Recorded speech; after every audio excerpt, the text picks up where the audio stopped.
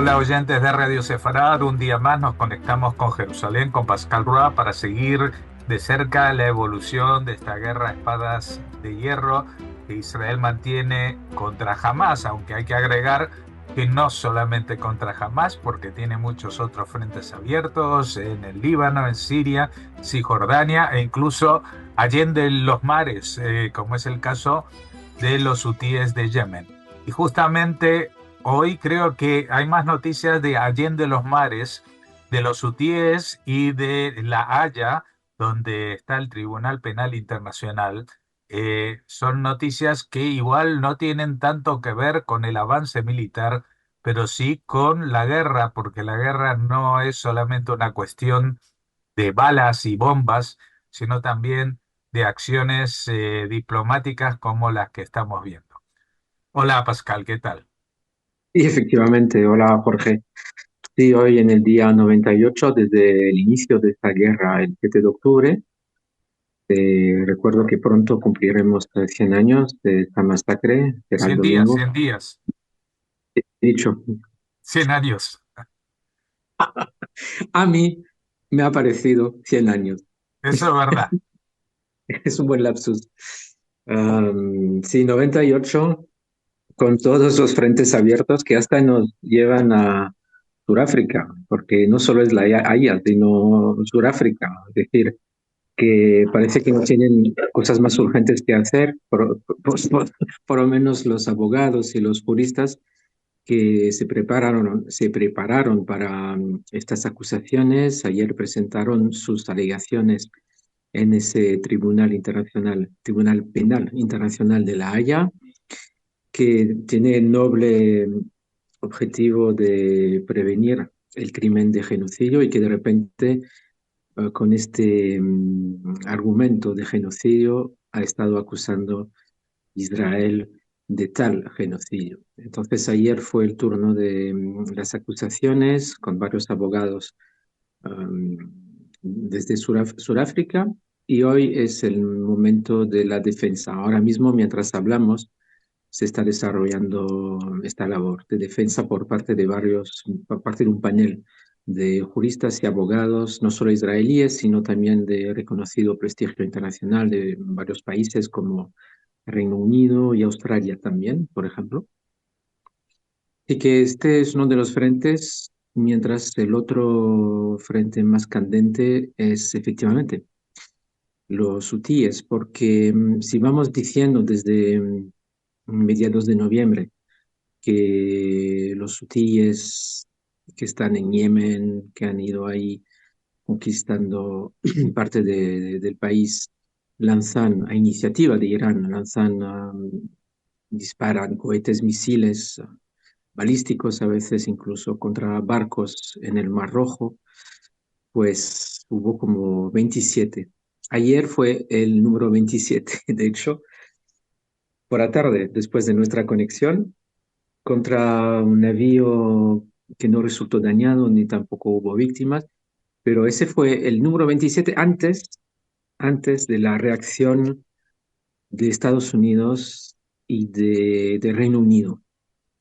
De forma práctica son ellos dos o de forma oficial son ellos dos que lanzaron ataques en represalias contra bases hutíes en territorio yemenita o yemení. Atacaron a sistemas de radares, sistemas de defensa, lanzaderas también de cohetes y misiles, varios depósitos, varios arsenales. Según el portavoz militar de los hutíes, hubo 5 muertos, 6 heridos por su parte y muchos daños militares, podríamos decir, o de terrorismo, de terror. En su reivindicación, el Ministerio de Defensa de Estados Unidos ha alegado que han sido más de 20 ataques, o sea, hemos contabilizado 27, como he dicho, 5 naciones afectadas desde el 19 de noviembre, poniendo en peligro incluso la vida de tripulaciones, secuestrando un navío, el Galaxy Leader, con bandera japonesa, y afectando el comercio marítimo y el tráfico comercial mundial. Hay que saber que 15% del tráfico marítimo mundial pasa por este estrecho, pasa por el Mar Rojo. A menudo incluso no son navíos con conexión con Israel, pero simplemente pasan por ahí. O sea, son ataques para molestar y molestan mucho.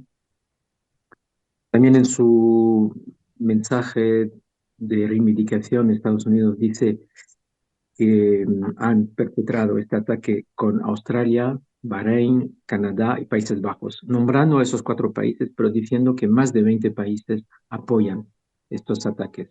O sea, esto quiere decir que muchos lo han apoyado de forma anónima o por lo menos no aparecen en el comunicado. Todavía no sabemos Los si España países se... árabes, ¿no? ¿Cómo?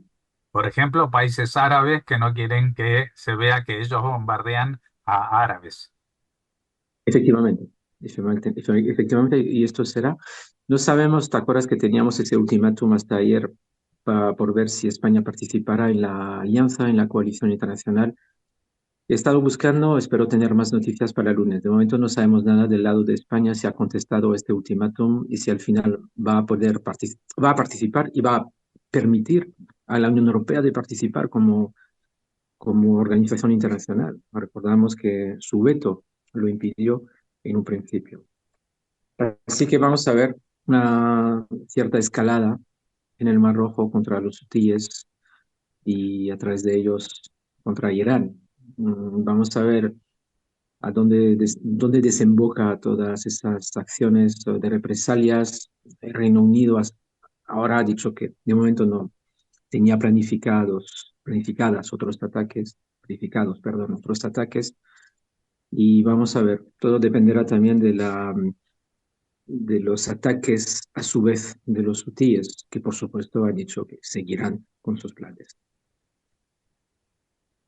Estos del frente de los hutíes, antes de llegar a La Haya, pasamos por el norte de Yemen, pasamos por Gaza. Ayer hubo un video muy interesante difundido por Tzahal, por el ejército israelí, describiendo los más de 6.000 toneladas de hormigón hasta ahora que se han descubierto en los túneles. O sea, el resultado ahora de todo lo que se ha descubierto son más de 6.000 toneladas de hormigón, 1.800 toneladas de acero para fabricar centenares de kilómetros de túneles. O sea, cuando paramos a pensar, es un montón, centenares de kilómetros de túneles. Y se han invertido, según sus cálculos, decenas de millones de dólares para ese proyecto que tiene como objetivo, como único objetivo, causar daño a la población israelí, al ejército de Israel, mientras explota a su población de forma cínica. Cínica, perdón, es lo que rezaba su comunicado ayer de Sahel. Y esto, pues, es lo que decimos desde el principio, pero bueno, cada vez van documentándose estos atropellos a toda lógica, a todo buen sentido común. Y digamos que estos documentos y estas pruebas y todo lo que recaba Tzahal también sirve, lo vamos a ver para la causa de Israel en La Haya, o en la defensa de su causa en La Haya, porque esto lo va documentando desde el principio. Sabemos exactamente lo que hace y sobre todo lo que hace Hamas. Siguiendo con Gaza, más al sur, incluso Egipto ha anunciado que seguirá reforzando la seguridad a lo largo de la ruta Filadelfia. Tiene mucha presión de Estados Unidos y de Israel para que así sea, y lo que nos dice es qué va a hacer para luchar contra la corrupción de sus empleados, de sus funcionarios, que seguramente siguen ayudando al contrabando de armas y de otro material que pueda usar de forma militar jamás en la franja. Pero bueno, es lo que ha anunciado. Es un anuncio que es interesante porque pone de relieve que la presión es muy fuerte, que Israel al fin y al cabo quiere tomar control de esta zona.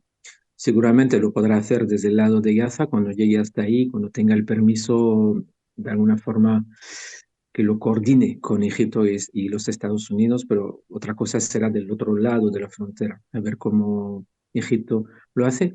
También sería en su interés, porque además de contrabando de armas, no le interesa que haya contrabando de refugiados, por ejemplo, que sigan incluso refugiados comunes, o sea, sin ser terroristas. Creo que Egipto no quiere saber nada de los palestinos que huyan desde ahí y está también en su interés en defender mucho más e intentar evitar todo tipo de corrupción. Pero bueno, esto ya iremos viendo cómo se desarrolla. Bueno, también esos túneles de contrabando han sido utilizados para, después de los golpes de Al Qaeda en el norte de África, que atacan a las fuerzas egipcias, pues se refugian a través de esos túneles en la Franja de Gaza antes de volver a salir nuevamente. Es decir, que también es un interés egipcio que esos túneles dejen de existir. Eh, Vamos a ver, ¿no? Porque se suponía, o hacía unos años se había dicho que Egipto había inundado esos túneles, pero de alguna manera alguien los ha drenado, ¿no? Le ha quitado el agua y los ha vuelto a poner en acción. Sí, o sea, recordamos que estos túneles seguían existiendo incluso en tiempos de Israel. Israel, cuando después de los acuerdos de paz con Egipto estuvo en Gaza, pues pudo controlar más o menos estos túneles. Pero esto después, desde 2015, pues se volvieron a activar de alguna En forma. 2005. 2005, perdón, sí, desde que se retiró Israel de la franja. Así que no dudamos de las posibilidades de jamás de construir túneles y de volver a construirlos cuando estén derrumbados. Allí podemos decir que tienen expertise, que son muy expertos en volver a dar vida a túneles, por Sí. así decirlo. Ahora, Am, yo sigo flipando con el dato que comentaste antes de 6.000 toneladas de hormigón. Vamos a ver, 6.000 toneladas de hormigón seguramente sirven para construir muchos edificios, muchos edificios. Y en vez de construir esos edificios, esas escuelas o lo que sea, o mejorar la vida de la gente, pues eso ha sido desviado para construir unos túneles que no sirven para nada más que para matar. Esa es su exacto. única utilización. ¿Seguimos con otros frentes o ya pasas a a La Haya? Bueno, voy a seguir dibujando mi mapa, ahora pasando por El Cairo, o sea que estábamos ya un poco en Egipto, en el Sinai, pues Sí. ahora vamos al Cairo. Siguen ahí las negociaciones para una futura liberación de los rehenes. No hay avances significativos que por lo menos se hayan emitido, se hayan comunicado, pero sí un avance al parecer de, del intento de proveer de medicamentos y de material médico a los rehenes que estén en la franja.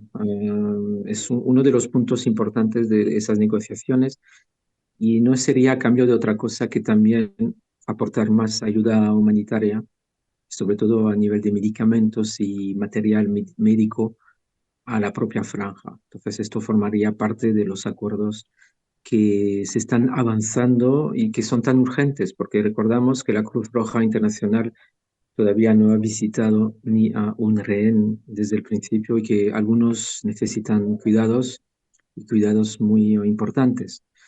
Por ejemplo, recuerdo que el domingo va a haber una marcha aquí en Jerusalén por el rehén Hersh, no recuerdo su nombre, el apellido Hersh. Conozco su nombre, sobre todo su cara, porque está en todas las calles de Jerusalén y es un aficionado del Apoel de Jerusalén. Y ha sido como está muy nombrado, también su madre es súper activa, lleva en todos los países pues él tuvo su brazo arrancado por una granada. Es la única vez que testigos le vieron y por supuesto gente como él, le doy como ejemplo, pues gente como él necesita cuidados de todos los tiempos. Vamos a ver en qué estado estará cuando lo encuentren o lo liberen. Así que vamos a ver cómo evoluciona esta situación con los Claro, rehenes y una pregunta. Me imagino que lo difícil aquí no es hacer llegar los medicamentos, sino que esos medicamentos finalmente se los den a los rehenes, porque estos de Hamas también se quedan con la gasolina, se quedan con la comida y se quedan con los medicamentos. Sí, por Y supuesto, la Cruz Roja forma parte de las negociaciones en un último instante. Es decir, sí, que pero si ellos no van a ver que se suministran esos medicamentos, pues esos medicamentos no van a llegar a los rehenes, excepto a los que jamás por alguna razón tenga el interés de mantener con vida. sí, sí, sí, esto significa visitar a los rehenes a través de organizaciones internacionales, que no, como tú dices, no tendría sentido. Bueno, desde el Cairo volvemos a Israel, volvemos a Jerusalén Este y a Cisjordania.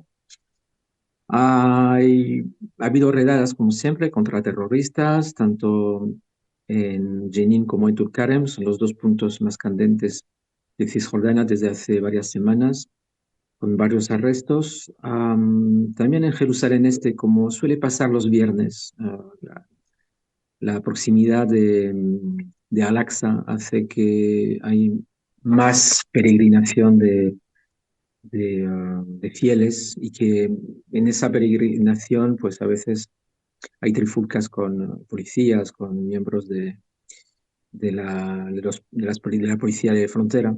Y entonces, pues de momento lo que sabemos es que hay enfrentamientos en Wadi al-Juz, un barrio de Jerusalén Este, y vamos a ver en qué resulta todo esto. Los viernes son días un poco difíciles, sobre todo en Jerusalén Este, porque es día de rezo y suele haber trifulcas y manifestaciones, etcétera. Pero bueno, esto es del frente del este.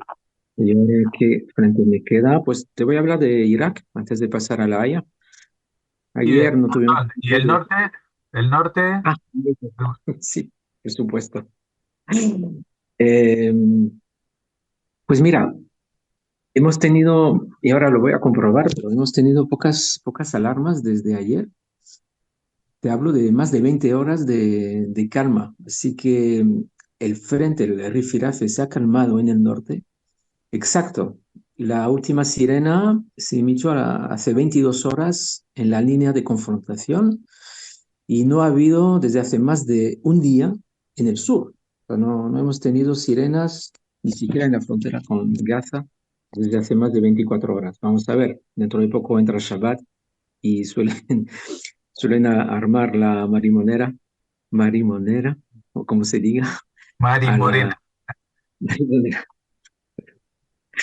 cuando entre Shabbat, vamos a ver. Pero de momento, sin mucho rifirafe del lado del Líbano, de la frontera con el Líbano, sí un encuentro importante todavía en el marco diplomático entre Amos Hochstein, que es el enviado especial de Estados Unidos, con el primer ministro en funciones de Líbano, Najib Mikati, y también por primera vez Amos Hochstein se encontrará con el portavoz del Parlamento, que es uno de los líderes de Hamas, miembro de Hamas, Nabil Berri. Así que es una señal tal vez que puede, quién sabe, haber una solución diplomática.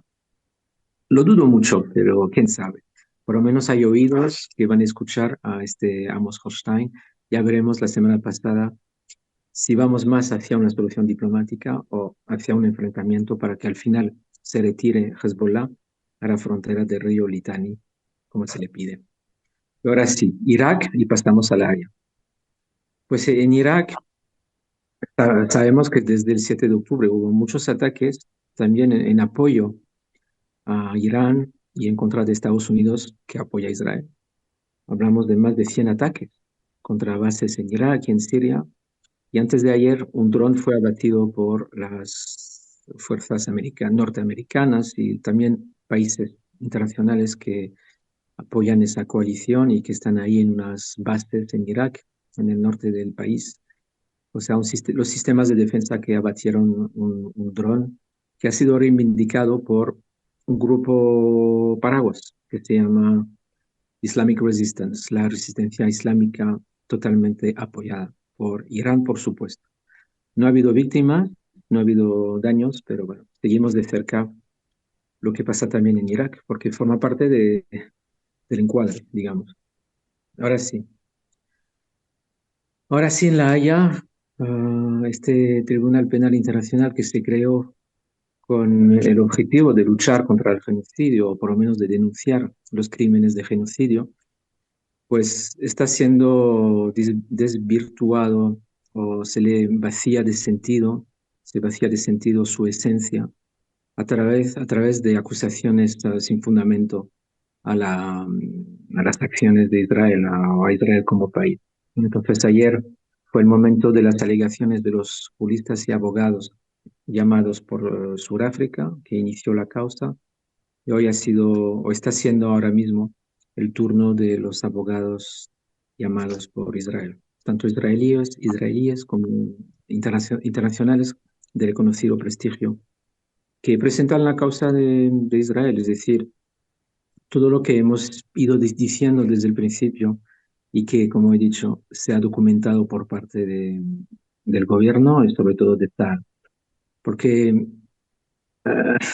sobre la base de últimos ataques de defensa de Israel contra el grupo Hamas y otros grupos, pues se sabe que una gran parte del mundo internacional que vemos ahora a través de Sudáfrica, pero podría haber sido otro, pues está el acecho. El mundo internacional, la mirada internacional está siempre encima de Israel por lo que hace, así que no tiene otra cosa, no puede hacer otra cosa más que documentar todo lo que hace. Y esto es lo que está haciendo, lo que están presentando los abogados llamados por Israel de forma muy contundente. He estado mirando desde esta mañana el contenido de las alegaciones y tienen una muy buena defensa sin entrar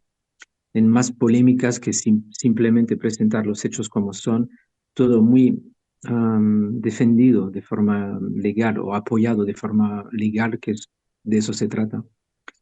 Mientras ayer las alegaciones de Sudáfrica apelaban mucho a la misma creación del Estado de Israel, a la misma existencia de Israel, y apoyando mucho el concepto de víctimas de los palestinos a lo largo de su historia. O sea, no solo se centró en esta última guerra que se está desarrollando, sino en los 75 años de sufrimiento del pueblo palestino. Así que de alguna forma, todos lo sabemos, esto sirve de plataforma a la causa palestina y así ha sido usada por parte de los abogados en término general, los abogados de la causa palestina, sin entrar en más miramientos, por ejemplo, ¿por qué no Irán? ¿Por qué no denunciar Irán que está explotando también el sufrimiento de los palestinos? Es lo que está haciendo, es su agenda. Pero bueno, te voy a dar unas líneas así muy breves de la defensa de Israel. Apoyarla con muchos argumentos lo que es una legítima defensa, self-defense en inglés, la legítima defensa de Israel que no sufre uh, ninguna contestación. Si hubieron actos de genocidio, pues son los que se perpetraron por Hamas contra Israel. Israel, con todos los argumentos que hemos ido diciendo y aportando, o que Tzal aportó desde el 7 de octubre, pues respeta el derecho internacional, respeta el derecho de guerra, la Convención de Ginebra, y lo hace precisamente frente a un grupo que infringe dichas leyes, dicho derecho. También el hecho de que el sufrimiento de civiles israelíes y palestinos son consecuencia de la estrategia de Hamas, la estrategia de robar ayuda humanitaria, de esconderse detrás de la población, de usar escudos humanos. La acusación de Sudáfrica y su orden de parar la guerra, pues haría a Israel indefensa. Y creo que esto es como lo que hay detrás de todo esto. Hacer que Israel sea vulnerable que no tengan la posibilidad, ni siquiera el derecho y posibilidad de defensa. Y es un poco la agenda de la gente que quiere un alto el fuego permanente, es decir, que no se pueda defender y que al final desaparezca, porque si desaparece Israel, desaparecerá el problema.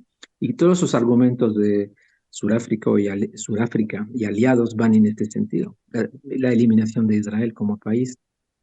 Así que todo eso también se ha denunciado esta mañana. ¿Qué más? Pues que Israel libra batalla frente y contra la inhumanidad de Hamas, que no hay, por supuesto, intento de destruir un pueblo en totalidad o en parte, que existe una voluntad de proteger a su población, la población de israelí, pero también a la Palestina. Y uno de los últimos argumentos, precisamente en este sentido, que he oído de una abogada, Galit Ragan, es que todo el esfuerzo de Tzahal, que va mucho más allá del derecho de la guerra, que va mucho más allá de lo que le pide el derecho, de avisar todos los medios posibles que ya hemos enumerado, desde llamadas telefónicas a folletos y a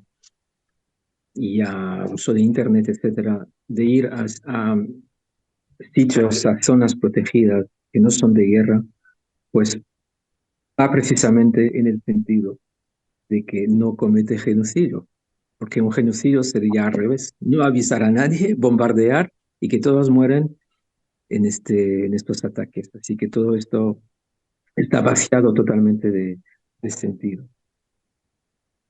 Y así es más o menos lo que te puedo resumir de los argumentos de defensa de Israel desde esta mañana, desde las 9:30. Y vamos a ver después en qué todo esto terminará. Lo que hay con o sea, lo que hace el Tribunal Penal Internacional es dar un veredicto después de mucho tiempo, muchos meses, sobre la alegación de genocidio. Así que no es que la semana pasada sabremos lo que ha decidido, es una cosa que toma mucho tiempo, muchos meses. Sí puede tomar una decisión de medidas de emergencia, como por ejemplo, esto sería como en el sentido de Estados Unidos, de, de aumentar la ayuda humanitaria, de seguir intentando proteger a la población civil, o puede ser de forma más drástica, vete a saber, igual un alto el fuego, pero dudo que sea parte del arsenal de medidas de emergencia que se tomen, pero todo es posible. Y de todas formas, cualquier decisión tome de forma urgente o a más largo plazo, pues nunca tiene fuerza vinculante. O sea, que solo son decisiones simbólicas que tienen su sentido y su importancia a nivel diplomático para seguir poniendo presión a Israel. Digamos que es una herramienta más de Hamas en su lucha contra Israel. Y nunca mejor dicho, como lo dijo Lior Ayat ayer, Sudáfrica se ha convertido en el brazo judicial de Hamas en esta peculiar guerra en los varios frentes que tiene. Ujú. Bueno, como dices tú, esto no se va a dilucidar de forma inmediata y cuando salga el veredicto, que seguramente no van a tener ninguna prueba para acusar a Israel de genocidio, pues ya la prensa internacional ni siquiera se va a hacer eco de esa noticia, porque va a haber pasado el tiempo, ya lo de Sudáfrica se lo habrán olvidado y los que recuerden habrán recordado la acusación. Esto es como cuando hay un linchamiento. Cogen a alguien y en ese momento lo quieren matar. Luego dicen, no, no, no, no es esta persona, es otra. Bueno, la otra persona ya nadie se interesa quién es, pero el que quisieron linchar es el que va a estar linchado de por vida. Y ese es el método.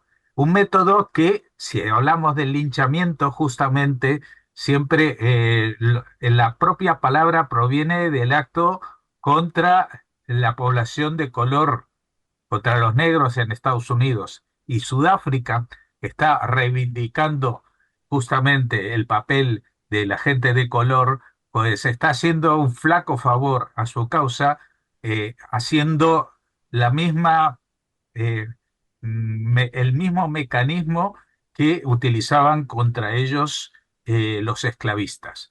Así que, bueno, me parece realmente horrible que un país como Sudáfrica, que en su momento estuvo vinculado a la lucha por la libertad, contra el apartheid, contra la segregación racial, hoy en día se ha convertido en cómplice del terrorismo internacional que propone Hamás, de cómplice del genocidio que propone Hamás, acusando de lo mismo al otro lado, etcétera, etcétera. Es decir, estamos en un momento realmente, a mí de alguna manera me recuerda a las disputas medievales. Aquí en España, durante un tiempo, se hacían disputas, por ejemplo, en Tortosa, y que se llamaban a grandes representantes de la Iglesia cristiana y de la judía a hablar de qué religión tenía, ostentaba la verdad. Y generalmente ganaban los judíos, pero en el momento que ganaban los judíos, el judío tenía que exiliarse del país porque era insoportable. Es decir, eso le pasó a Nachmanides, que estuvo defendiendo la causa judía y poniendo por el suelo a los defensores de la fe cristiana, y tuvo que exiliarse, irse del país porque evidentemente lo querían matar, porque el rey había dicho, bueno, no, no es que ganaron los judíos, pero los cristianos tampoco hicieron muy bien su papel. Esto es lo que hace hoy en día la Corte Internacional. Hace el paripé, una escenificación, donde lo más importante es que la gente recuerde la acusación, no el veredicto. Esto es la puesta en escena de en qué se ha convertido las organizaciones internacionales bajo el paraguas de las Naciones Unidas, que recordemos que salieron justamente del fin de la Segunda Guerra Mundial, eh, eh, para corregir los errores de la Sociedad de Naciones que estuvo antes y para asumir una condición moral supranacional que se ha ido pervirtiendo y corrompiendo con el tiempo. Querías decirme algo también, Pascal. No es casualidad que jamás se haya felicitado y haya agradecido a Sudáfrica por esta iniciativa. Eso lo ha comunicado y está disponible en todos los medios de información, y que también se haya felicitado el Consejo de Derechos Humanos de las Naciones Unidas, cuya presidencia asume Irán. Así que todo esto no es casualidad para nada. Bueno, sí, sí, yo ya me siento muy asumido mi papel de viejo, porque no entiendo cómo, no, no es que no entiendo este mundo, pero no entiendo cómo la gente acepta lo que está pasando en este mundo. Sé lo que está pasando, lo veo, pero lo que no entiendo es cómo los demás no ven la manipulación que se hace, no solamente de la política, sino de la humanidad, del propio concepto de la humanidad. Así que bueno, con este disgusto voy a tratar de descomprimirme antes de que empiece el Shabbat de aquí a unas pocas horas. Sí, Pascal. Y también yo quiero terminar para poder hacer mis compras antes de Shabbat, que aquí es una hora más y baja el sol muy rápido. Estamos en invierno. No, es un momento muy delicado porque de repente nos damos cuenta de que la humanidad no está avanzando muy rápido a pesar de los internet y redes sociales, etcétera. Porque estamos en fusión ahora con otros momentos y otras generaciones. La generación de justo antes de la Segunda Guerra Mundial, de los judíos pensaba lo mismo, o de gente que entendía lo que pasaba y que de repente se encontraban como conduciendo en una carretera donde todos van en sentido contrario. Pues aquí pasa lo mismo, es que te preguntas cómo es posible que, por ejemplo, los políticos, los periodistas, que son gente culta, pues no tomen esto en cuenta, lo de Irán, lo de todo lo que hemos venido hablando desde hace 98 días. Y lo mismo, la generación de la Inquisición seguramente pensaba lo mismo. Así que es una constatación triste, pero es lo que hay.